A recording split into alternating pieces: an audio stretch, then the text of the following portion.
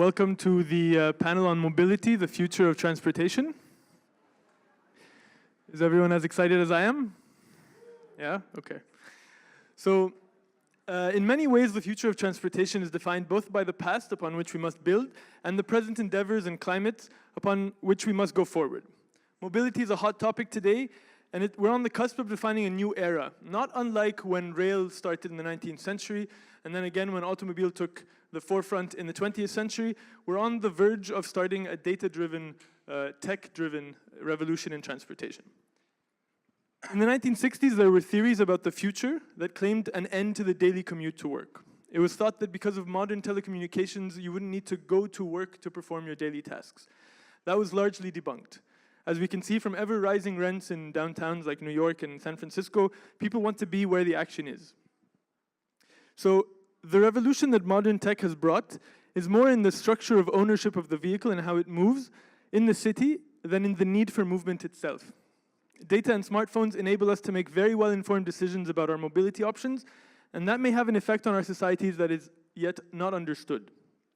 Luckily, we're joined today by leaders in the field of mobility and tech in the Middle East and indeed the whole world. And we're going to answer some questions about where we can and should go with regards to mobility in the Middle East. We have, on my left, is Hazem Zoraiqat, who's a partner and associate director of transportation at Engicon, a multinational engineering consulting firm in the Middle East. He holds a bachelor's from Macalester College. He's also an alumnus here at MIT from my former program, the Master of Science in Transportation, where he graduated in 2008 and worked for the Greater Amman municipality as the head of transportation economics and modeling. He's also a founding member of Taqaddam and Maan Nasel, a campaign that calls for making public transportation a national priority and increasing its share of modes. As if that wasn't enough, he's also the co-founder of SciTech, the first audio-based social network and podcast platform in the Arab world. We've also met a few years ago in a conference in Cairo on mapping informal transit. It was awesome. To his left is Mustafa Indeed. He's a co-founder and CEO of Swivel, one of the fastest growing ride-sharing companies of the world. Swivel is building a private mass transport system for the middle class in emerging markets, starting with Egypt. Previously, Mustafa was a market launcher at Careem, working with the team to launch cities in Turkey, Pakistan, and Egypt. He also co-founded a non-profit microfinance organization to fight poverty in Ismailia. He holds a bachelor's degree in petroleum and energy engineering from the American University in Cairo. He was recently featured on Forbes' 30 Under 30 list. To his left is Hamdi Tabbaa, the head of the Levant in Qatar at Uber Middle East. He started there in 2015, managing launch operations in Jordan and now oversees operations in the entire Levant and Qatar, as well as expansions across the MENA region.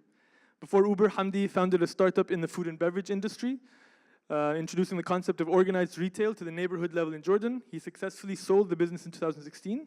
He's also a founding member of the Jordanian Entrepreneurship and Innovation Association and mentors and advises several tech startups. Hamdi holds a Bachelor of Science in Business Management from King's College in London and a Master of Science in Real Estate and Economics and Finance from the London School of Economics and Political Science. So, just briefly, like the other panels, we're going to do a round of questions where the panelists will give their thoughts on interesting topics. And then towards the end, we'll have 10 minutes of questions where all of your bottled up questions can come out. So to start, I'd like to take this opportunity to give every panelist a couple of minutes to give us their thoughts on where do you wish to see the future of mobility in the Middle East and what would your place in it be? Hazem? Thank you, Adham. Thank you all for coming, and it's a pleasure to be back at SciTech. I had the honor of attending last year as well. In terms of the future of mobility in the MENA region, I think to talk about the future, we need to understand where we are today. The MENA region is characterized by a rapid rate of urbanization, as we all know. I think it's maybe the second fastest rate of urbanization in the world. We have a very young population. I don't have to tell you about all the statistics about how many people are under the age of 18 or under the age of 30. Women employment, and this is especially an issue in Jordan, is fairly low. We have a high participation of women in universities. More women are enrolled in universities, but only 13% of women participate. Working age women actually have jobs.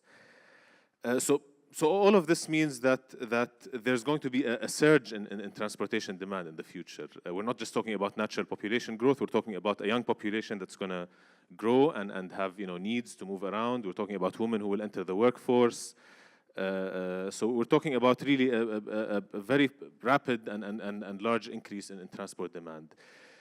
Currently, we have, as was said in previous panels, we have, our cities have been designed for cars mostly. We have an increasing reliance on the private car. In Jordan, for example, the rate of increase in private car ownership is about 7% a year, compared to less than 1% in places in Europe and some places in North America. So it's really, I mean, when we say where do we want to see mobility in the region, we really have no choice. I mean, if we follow the current trajectory, we're going to suffocate our cities. We're going to create more congestion. That's going to be, at the end of the day, detrimental to economic development, to people's access to education, to economic opportunities, to jobs, etc.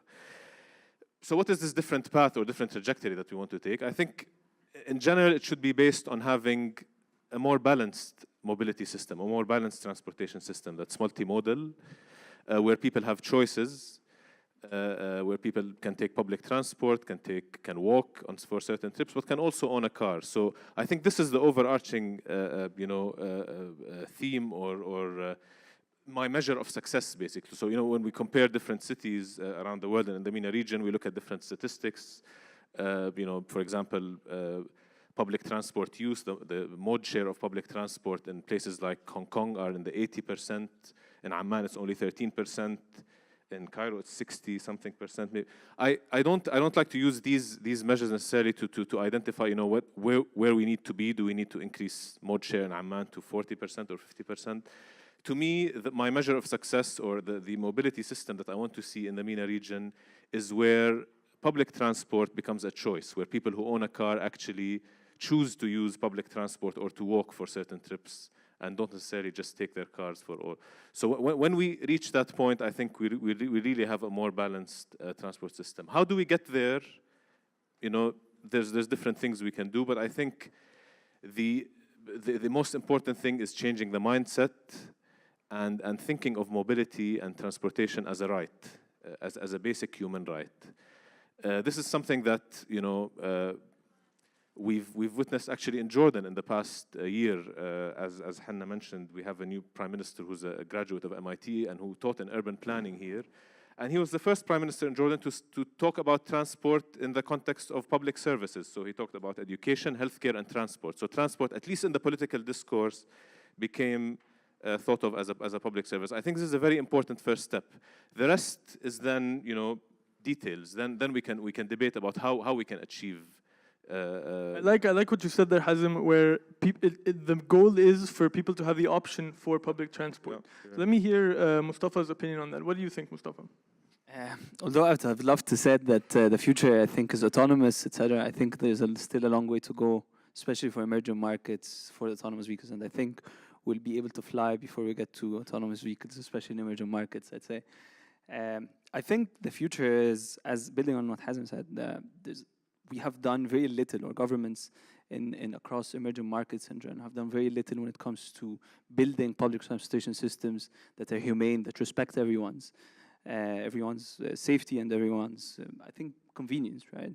And I personally don't think that it's the role of the government or the role of the public sector to invest in, especially in emerging markets where they don't have so many resources. I don't think that the role of the government is to go and build these public transportation systems that end up being super unprofitable, and they end up being loss-making machine, and they take resources from more pressing issues such as education or healthcare. I think the future of mobility in general is private and is algorithmically driven, right? Especially when it comes to public transportation. I think this is where we believe in Swivel. I think what we believe in is a mass transport system for middle class that everyone can use, that the CEO of a bank can be sitting next to someone who's like whatever, and everyone can have and enjoy a humane ride going to work, right? Especially if you spend 3 hours per day or 4 hours per day in a city like Cairo, this is a very big chunk of your day, right? If this is not a decent ride, this is not a humane ride, this is not a safe ride, especially in a city like Egypt, in a city like Cairo, it really impacts your quality of life, right? So what we believe in is efficiency driven by the private sector coming and building a private mass transport systems, I'd say.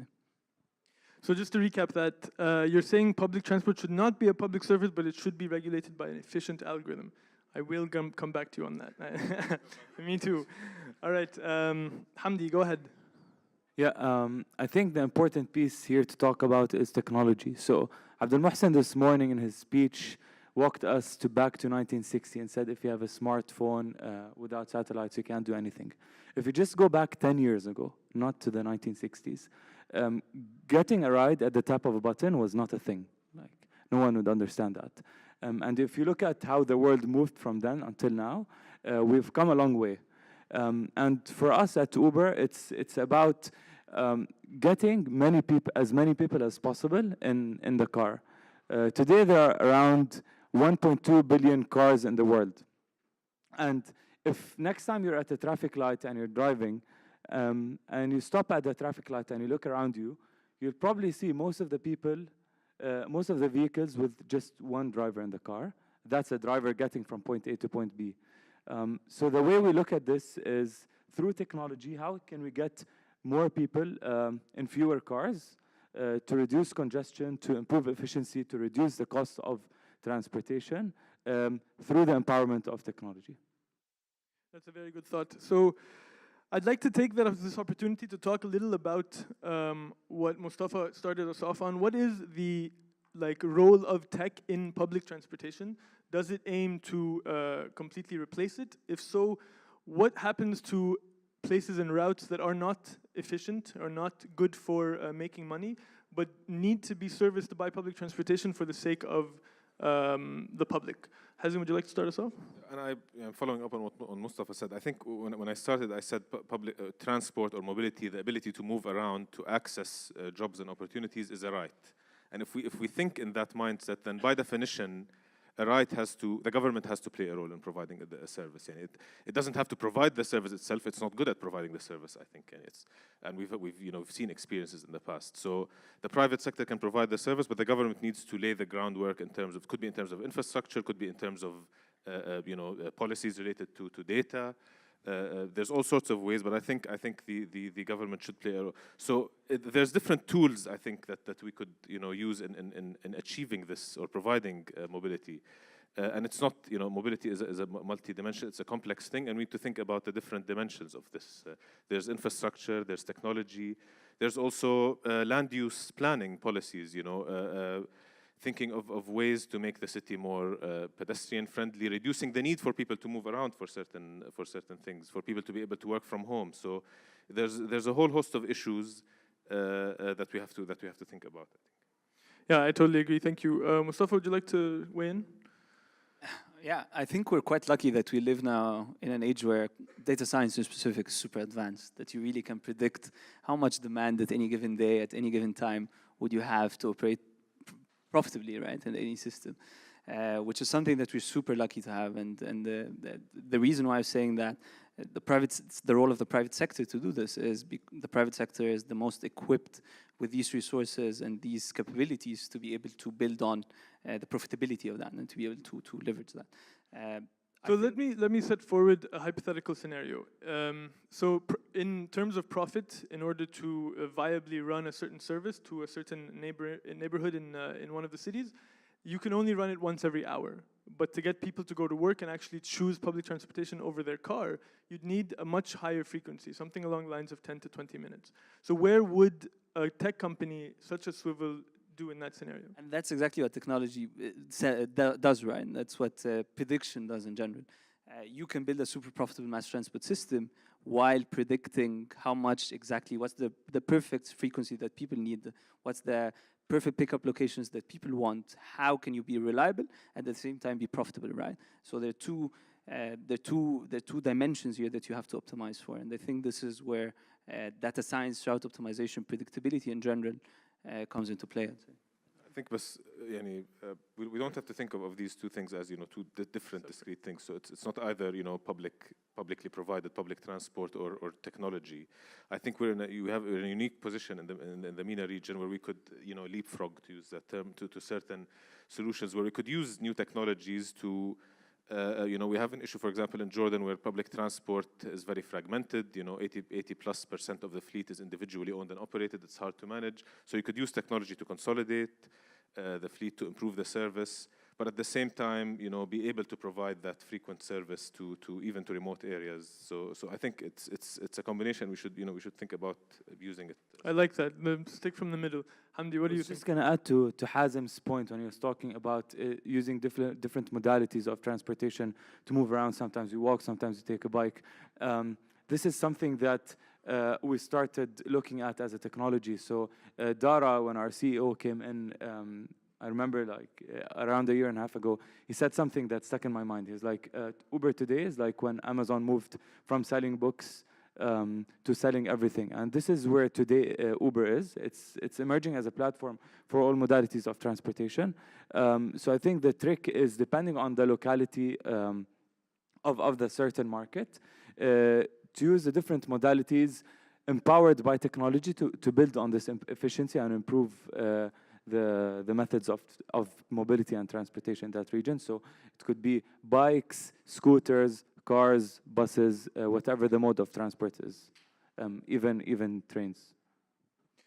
So do you think that Uber, I know that Uber has tuk-tuk functioning in some areas, buses in Cairo for the first time, boats in Croatia. Do you think Uber can venture farther into the public transportation realm?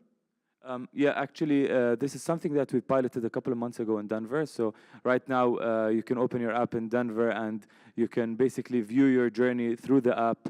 It takes you, shows you like the nearest train, what the time required to get that train on is.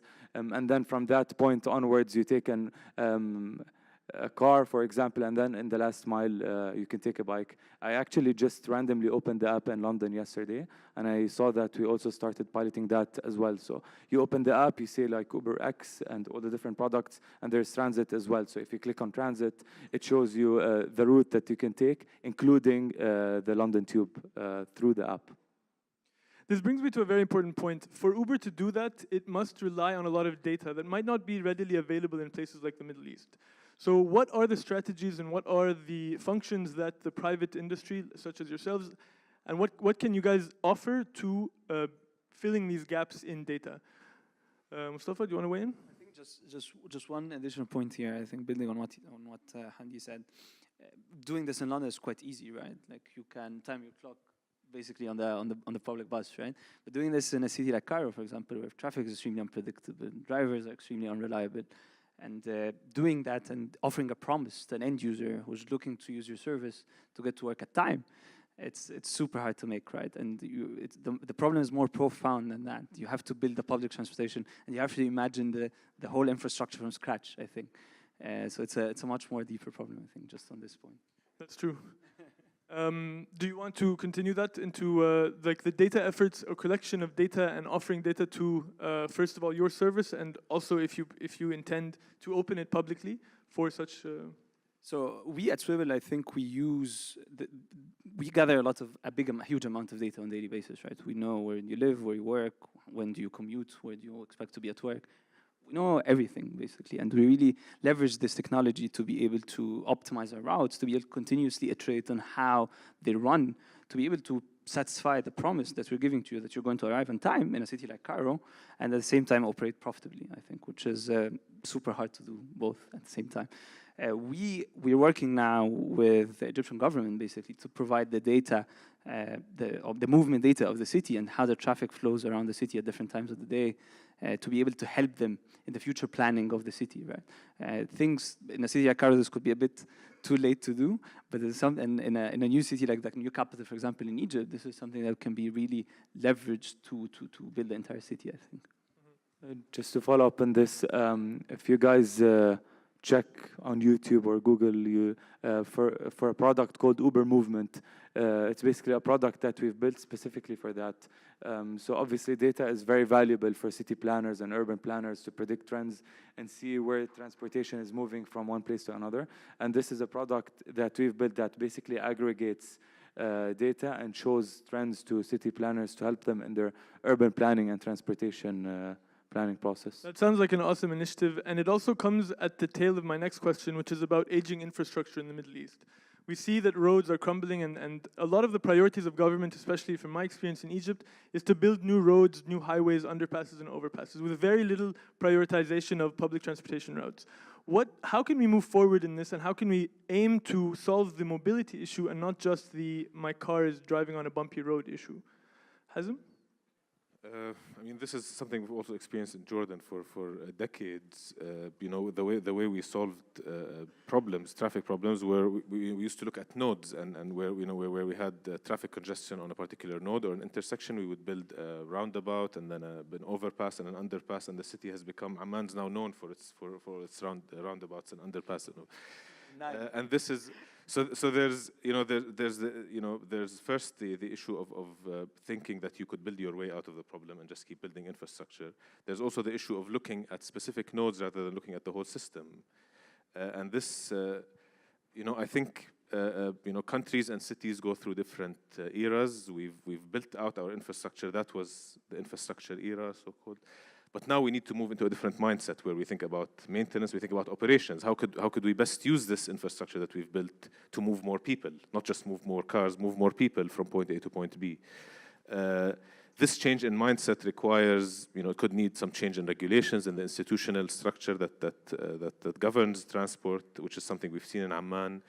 It also requires even change in higher education and the way our, in graduating engineers think about infrastructure. It also needs to think about, we need to think about ways in which we could involve the private sector in certain aspects of operating assets and maintaining assets. What are some of the ways that you've personally been involved in aiding this right to mobility? You mentioned that I co-founded an advocacy group called Maan Nasel. We've done a lot of lobbying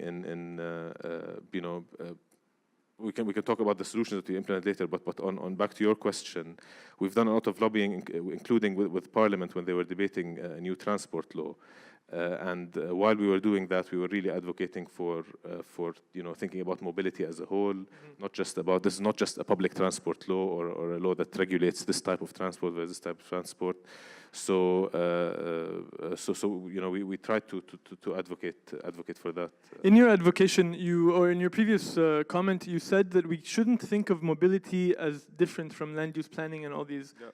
And I know from personal research that a lot of the old suburbs of Cairo were built as, let's say, Heliopolis out in the desert. They built the tram to reach it. And a lot of the new urban communities we're seeing in the desert are just connected by highway. They just expect you to have a car.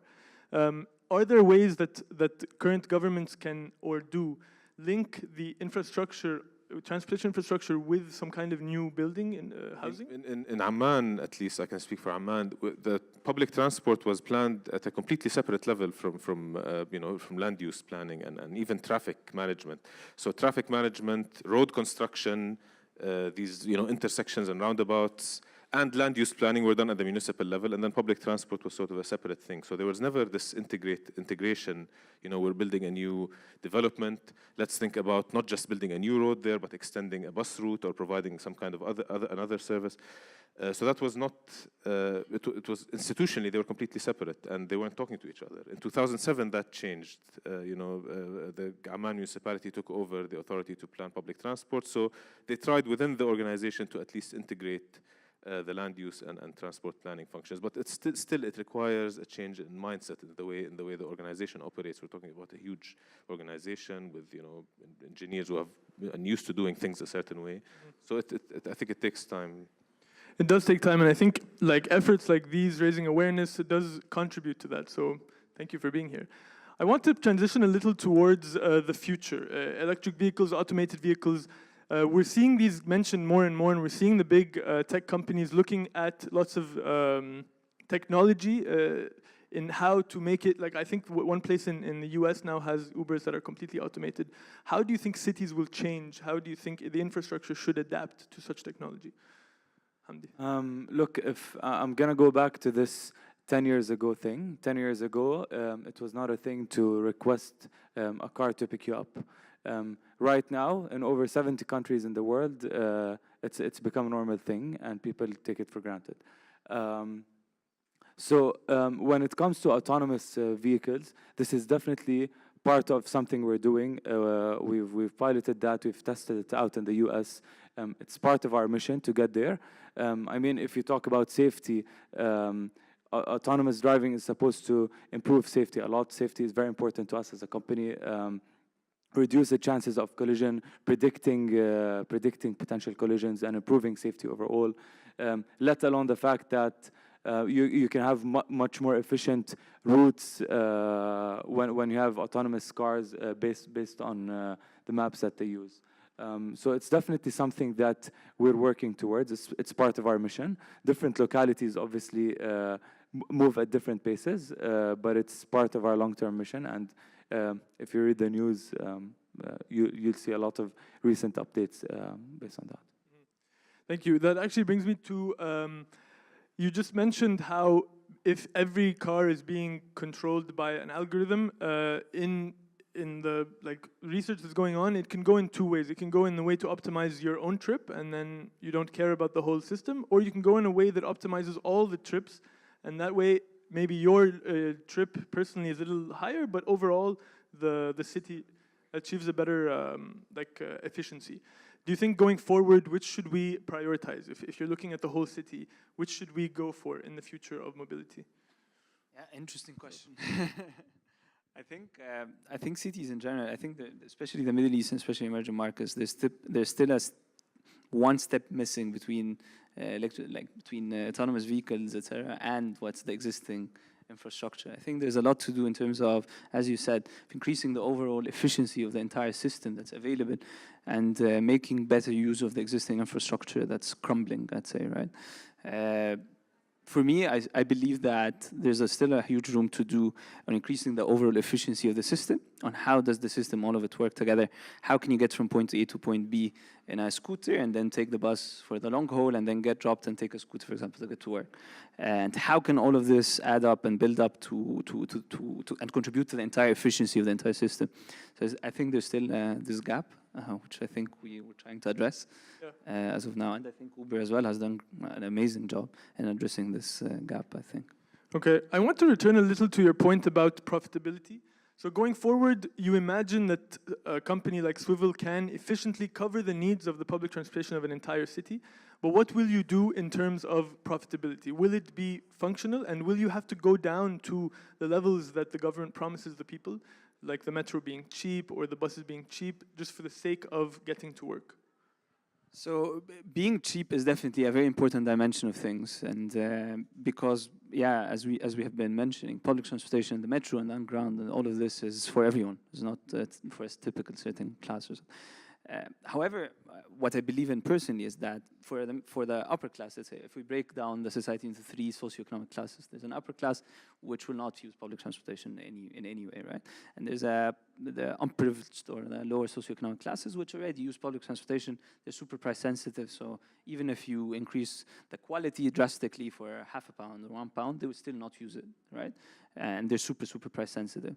The segment that creates the most of the problem is the middle class. They are the ones who have their own private vehicles. They are the ones who go to work in a private vehicle and they don't share, and they are the ones who don't use public transportations. So if you solve the problem for these people, right, you're solving the problem for the entire country, and you're elevating the entire efficiency of the system, right? Just to understand you clearly, you said the lower underprivileged part of society are captive in that they will ride public transportation regardless, or will they not ride it regardless? So they're super price sensitive to the point that any incremental price increase will hinder the ability to take any form of transportation, right? So any added quality to the system requires an increase in price, right? To make sense. In this case, are you talking about swivel and private companies or the public transportation? Even for the public. Well, one could say that they're captive in that to get to work and make money, they must take the bus regardless. So even if you increase the price, you'll find them cutting into other parts, maybe luxury items or not essential parts, just to get to work to make money. Yes, definitely. I kind of agree, yes, indeed.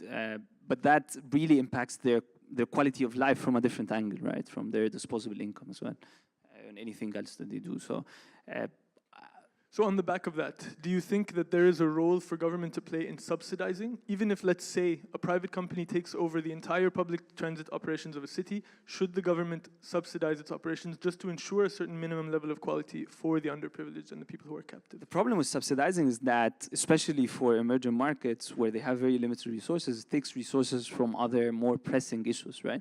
Education or healthcare or so on and so forth. Definitely transport is a human right, but comes less of a priority than education, for example, or healthcare.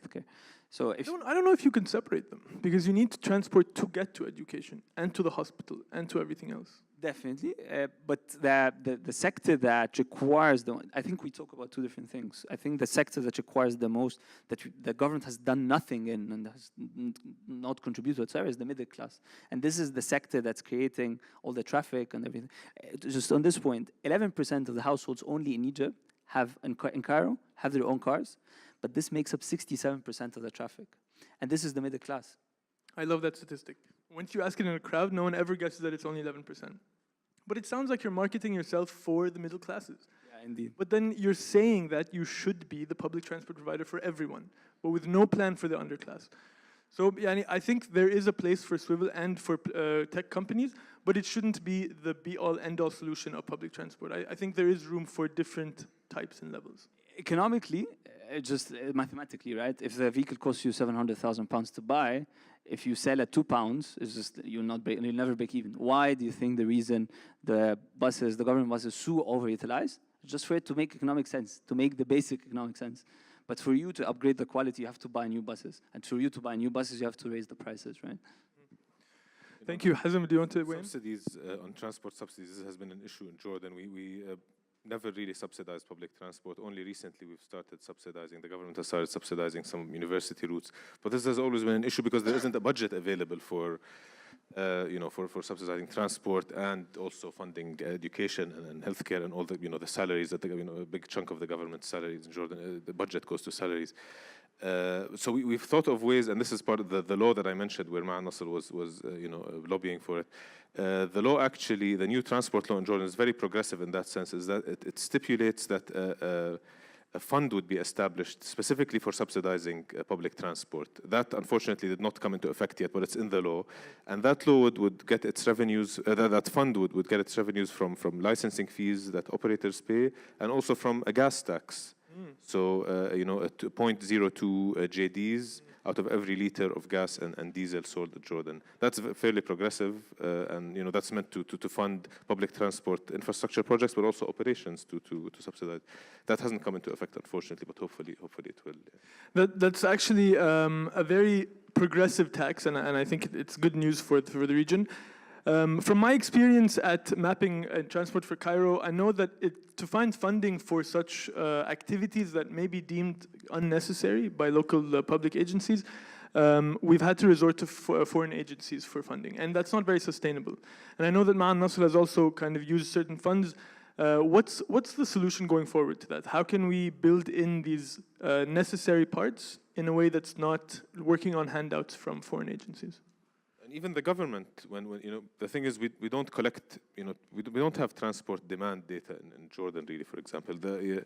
We did an extensive, really good household survey and public transport, passenger counts and traffic counts in 2008, because the French gave a grant to the government to develop a transport master plan. And then we're still using that data. Whenever I want to mention some statistics about transport in Jordan, I'm using data from 2008. It hasn't really been updated because we're waiting for someone else to come in and fund the update of they're actually updating the master plan now. Google, inshallah.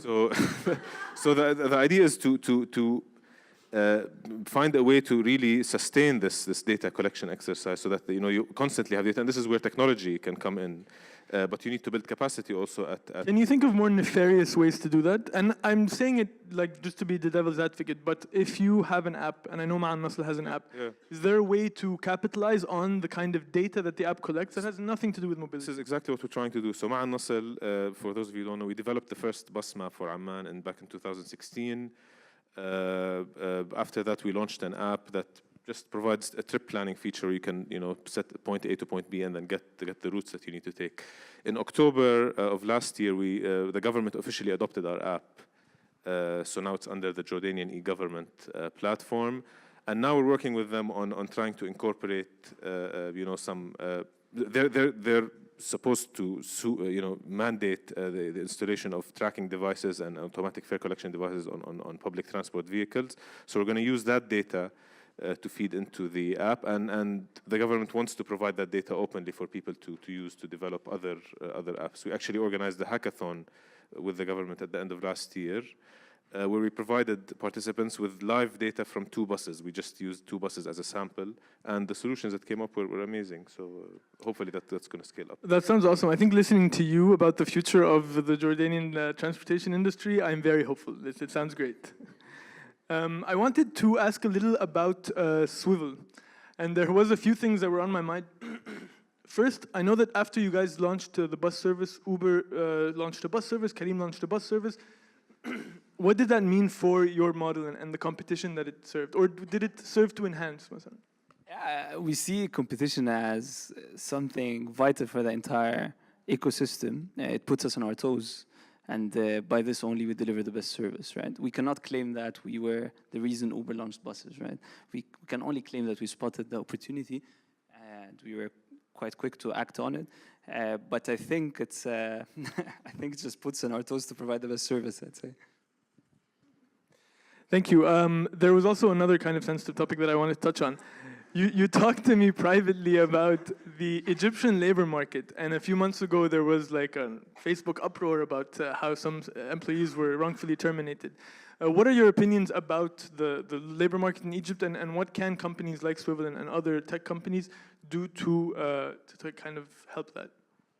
Okay, so I think just like something that we at Swivel, we really believe in everyone's mental health and in work-life balance, and that people are entitled to it. It's just a human right. And you can never reach a point where work overtakes your entire life, and I think this is where the entire world is heading, right? We're about to, or we're trying to build the first Egyptian unicorn, right? And probably the second, unicorn in the entire Middle East, right? And this is something that the impact of that will be tremendous in the entire ecosystem in Egypt, right? And we're well on our way to do that. We've been there for 2 years now, and Swivel is valued at hundreds of millions already, which is probably the most valuable Egyptian company ever made. And this has been in 2 years only. So to do that and to get to that in such a cutthroat environment where your competitors such as Uber have billions and billions to spare that they just destroy you, right?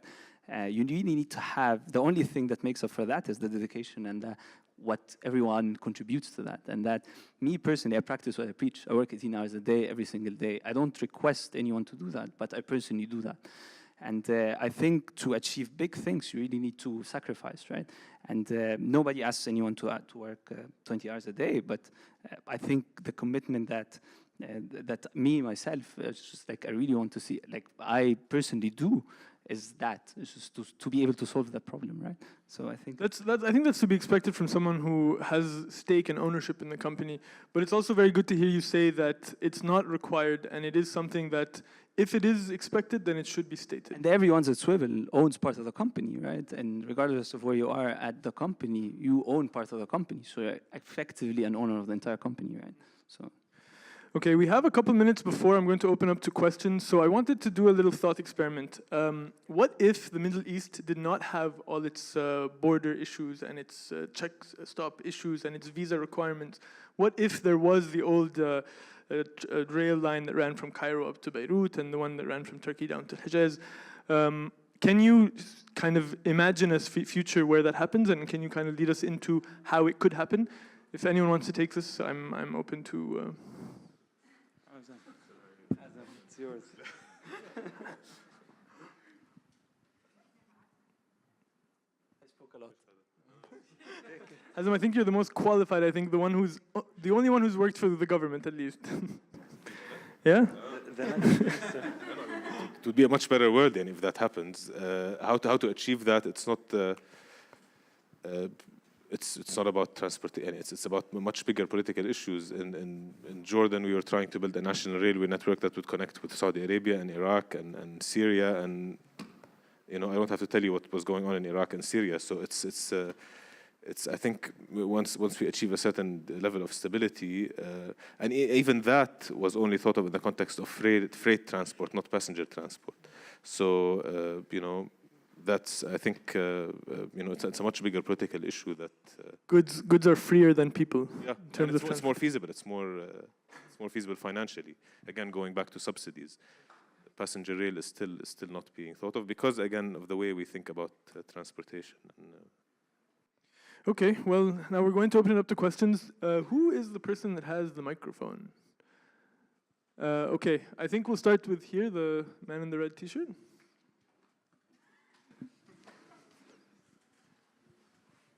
Hi, you guys are all doing amazing work. I don't think so. Here, you can use mine. An engineer who can't operate a mic. So you guys are all doing amazing work. I'm super impressed with the way we're moving the Middle East.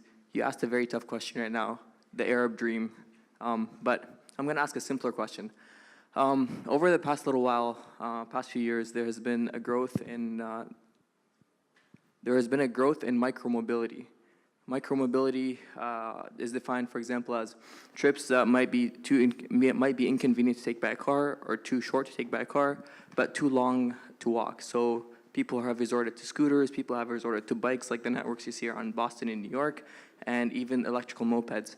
The Middle East faces serious infrastructure problems, serious safety problems in some regions.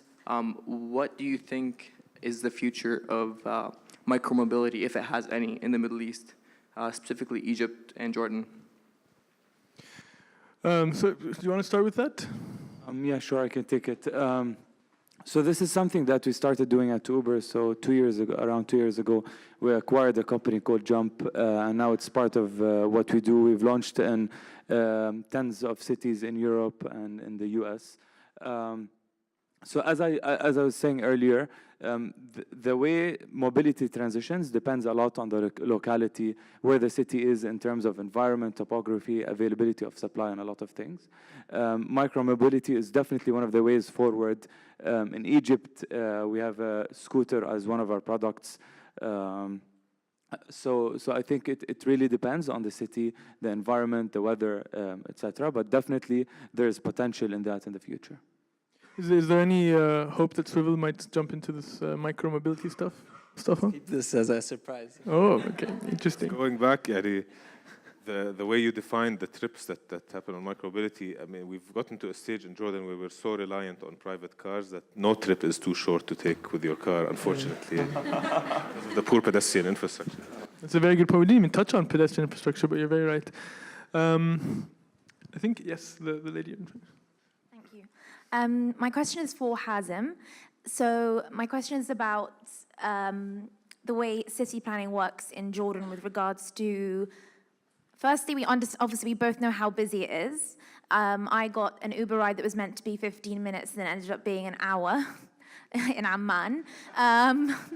Yeah, sorry, Hamdi, maybe you can address that issue. But I gave him 5 stars. I mean, he gave good chat, so I'll give him that. But there is so much opportunity other than building loads of roundabouts that we have in Amman, and bridges with poor infrastructure that don't work that then lead to what happened in the Dead Sea a few months ago.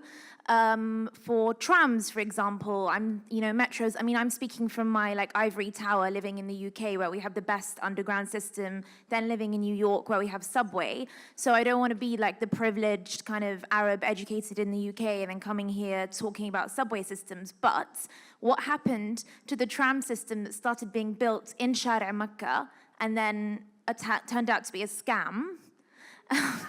Completely ended, if anyone knows about that. And why don't we have these points of contact or connection in the city to make things easier for the working class populations who are unable to have access to cars, access to Uber or Careem? Or Careem's been bought now, so congratulations on that as well, Uber. So I know that's a lot to unpack, and maybe we can talk about it after, because I'm working at UNICEF at the moment. I'm going to be in the country office in Jordan, so either we can talk about it more here or after. Can you wrap that up? Yeah, okay. Yeah, sorry, thanks. Very British of me, sorry. We could talk about it after, but briefly, first of all, it's not a tram on Mecca Street. I think you're referring to the BRT system, Bus Rapid Transit on University Street, which is now under construction. I agree with you. I mean, this is, and it goes back to my point about how do we properly, operate the infrastructure more efficiently, move more people more efficiently. And this is why the BRT, Bus Rapid Transit, the idea of building a BRT system in Amman came about in 2008. After GAM, the municipality took over public transport authorities. They decided to build a BRT system, and they started construction in 2010. And the idea behind BRT was that it's cheaper than rail. It can, carry a lot of people. It's, dedicating basically exclusive routes for buses, and it's quick to implement. Unfortunately, the system in Amman was supposed to begin operating in 2012, but it's still under construction. It's scheduled to begin operating in 2021. So, but that was due to a lot of political issues. It was a time when the GAM was under fire. The mayor back then, the Arab Spring happened. There's a lot of factors that came into play that really delayed that project. If you look at the transport master plan that Amman prepared in 2010, it was actually very ambitious in talking about building 3 rail routes, one along Mecca Street, actually, that never, the construction never started on that, along Mecca Street to the downtown, one serving the new Abdali development, plus a network of BRT routes. Unfortunately, we haven't even completed the BRT routes, so it's I mean, we could talk about it more later, but it's a matter of funding, of course, and political will. Thank you, Hazem. For our next question, can you jump straight to the question? I want us to get through as many as we can. We have only 4 minutes. The first gentleman.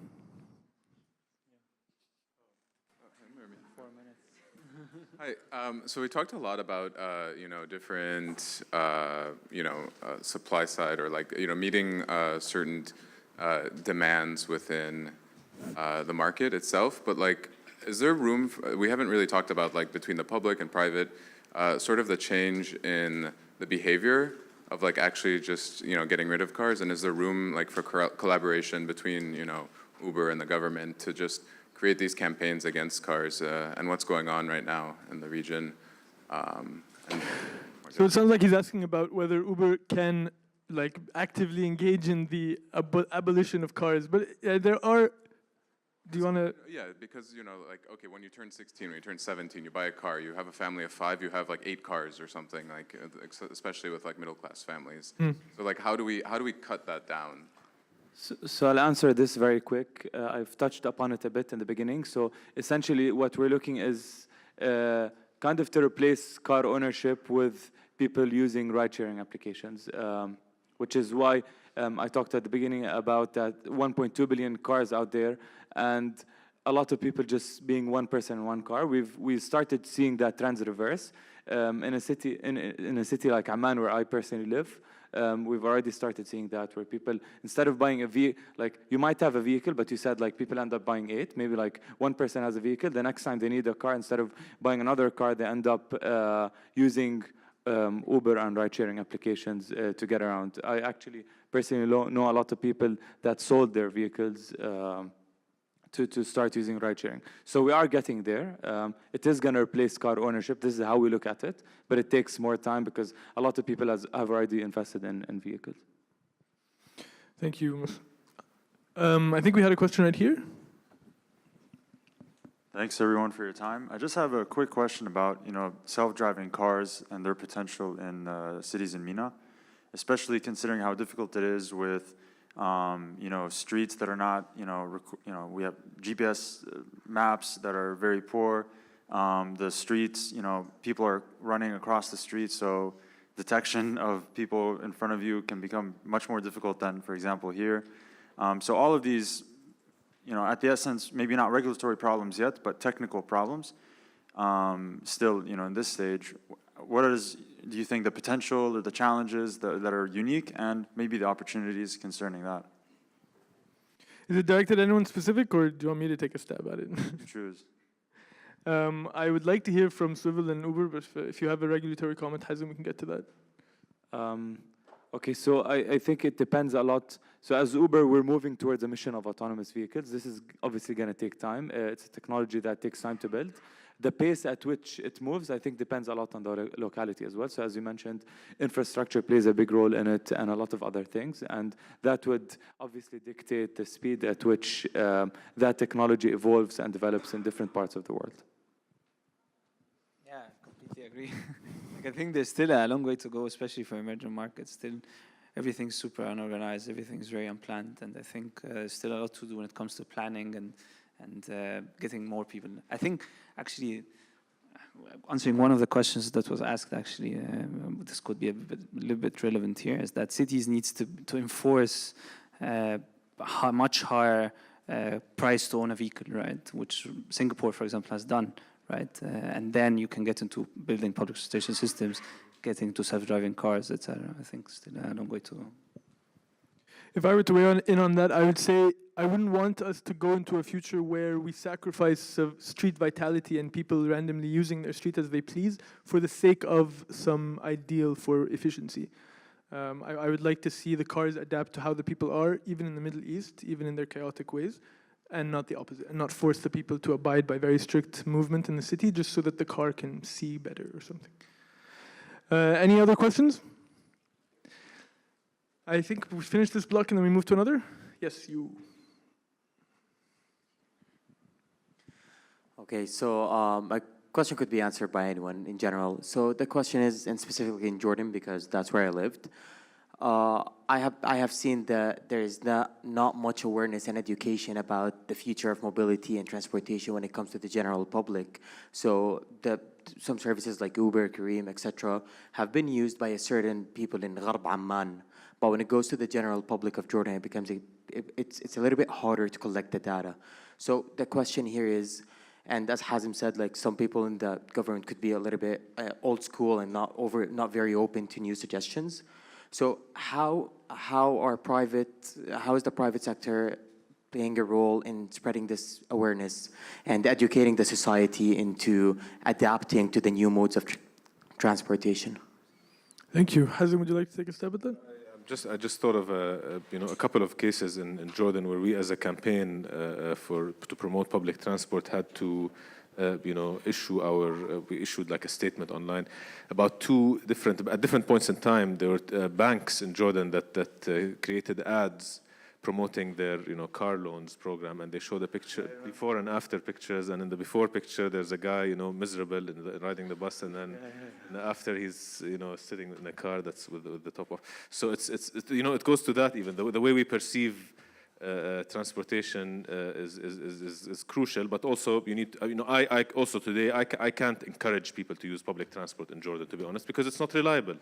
For certain routes for certain routes, certain services they could use them, but really the system still needs a lot to make it more reliable. I'm not just talking about infrastructure. On the contrary, I'm advocating for quicker fixes that could use technology, but it's important to build that awareness at an early age, I think. Just on a more positive note to your answer, maybe this like ride sharing being present in West Amman was a thing maybe 3 years ago, but now if you go to Jordan, Uber is available in Rusaifa, Zar'a, Irbid, Salt, Madaba, all of the governors around it. So it's actually become a thing for everyone. Maybe Hazem can attest to that. Okay, we have time for one more question. Can we go over to this gentleman over here?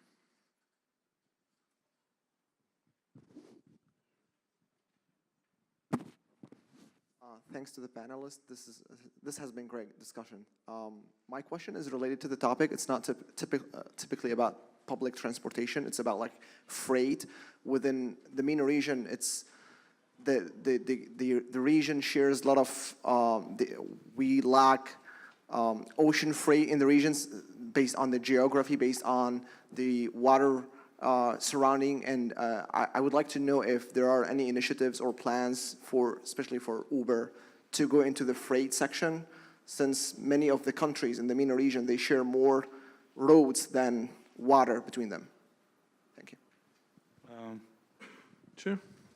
Yeah, so this goes back to Uber being a platform for all modalities of transportation, eats, scooter, bus rides, all of that, and freight is one of them, as you know. And this launched in the US, recently launched it in Europe as well. So this is one of the products that we expect to grow. I don't have any knowledge if this is coming to the MENA region anytime soon, but I mean, it's a product that we launched and we expect it to grow as well. Okay, I think there's a very anxious person over here.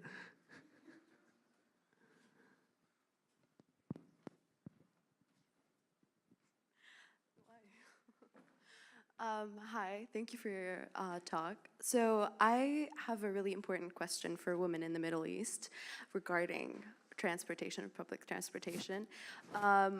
Like right now, still to this day, my family tells me like, don't take public transportation, it's not safe.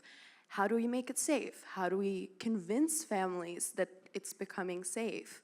Yeah. It's indeed not safe, so don't take public transportation. Exactly. As it's You're in current saying this, so what do we do? Yeah. The World Bank did a study. First of all, it's a shame we don't have any women on this panel. Yeah, that's True, babe. I should. Exactly. Yes. Someone had to say it. Recently in Jordan, there was several studies, but more recently, an organization that we work with that promotes women's rights did an extensive survey to look at public transport from a woman's perspective. And the statistics were really staggering. And as I mentioned, we have more women in universities in Jordan than men, but we have one of the lowest female participation rates in the workforce, about 12 to 13%. So we have 12 to 13% of working age women who are working. That's it. That survey found that about half of the women who don't have a job refused a job offer because of the lack of transportation options. So this really shows, how much transportation plays a role. There's, of course, there's social norms, there's other issues, but the lack of transportation services, because if there's one car in the household, the man uses the car and the woman is so this is why we need to, when we plan transportation infrastructure, again, we plan for people, and we also plan for different types of people. Women have certain needs that should be taken into account when we plan. We got to work on the environmental and social impact assessment for the BRT system that's under construction in Amman, and we made sure that we had a whole section on gender considerations during the construction of the system, during operations, that are really important to take into account. Very true. Any other additions to that? Just maybe on this point, actually this is one of the most important topics for us at Swivel, and I think one of the things that we try to do our best to solve across Egypt specifically, where harassment is a huge issue. A couple of weeks ago, I was sitting at Starbucks and with one of our colleagues and discussing Swivel, and going out, a lady coming to us, a lady in the table next to us, she came and said, do you guys work at Swivel? I said, yes. She said, I just want to thank you because I wanted to do my master's and I never knew how to get there, and you guys offering such transportation allowed me to do this. And this for me was so touching that we have this kind of impact over people. I think creating a public transportation that respects everyone is something crucial for that. I don't expect you to take public transportation now because it's unsafe, but we promise you to do that hopefully soon. One thing, there's a recent study that was published, and I don't remember who published it, but they showed a typical trip for a man on public transportation. It was just point A to point B, and then a woman's trip included a lot of different stops. It's the same study that you're talking about. It's a different. So women have different needs. They have more responsibilities. Maybe they need to take multiple trips, and our public transport systems are not designed for that. They're not even designed for this A to B trip that the man takes. So there's really a lot that has to be done. Okay, as a wrap up, can we get one sentence from you to our aspiring entrepreneurs here? How can they move forward in mobility in the future? We'll start with Hamdi. Can you repeat the question? One sentence to our aspiring entrepreneurs on how they can achieve success in the future. Success, like outside the mobility, just in general. I've been asked this question a couple of times. I think the answer for like entrepreneurs that want to do startups is twofold. You need to have very strong technology, but you also need to have strong execution. I coach a lot of startups that come up to me with a very good, okay, I'm done. So yeah, that's it. I need to have very good technology, but good technology without proper execution to the market doesn't work, basically. So? I think dedication, selling your soul to whatever cause you believe in. That you Dedication. Perfect. Hazem? Transportation, just keep in mind it's a very complex topic, so focus, but don't lose sight of the bigger picture. Thank you. We touched on a lot of topics today, including multimodality, utilizing our current infrastructure, and striking a balance between tech and public transportation for all. Helped me in showing enthusiasm, and thanks to our panelists here. Thank you, everyone, for coming.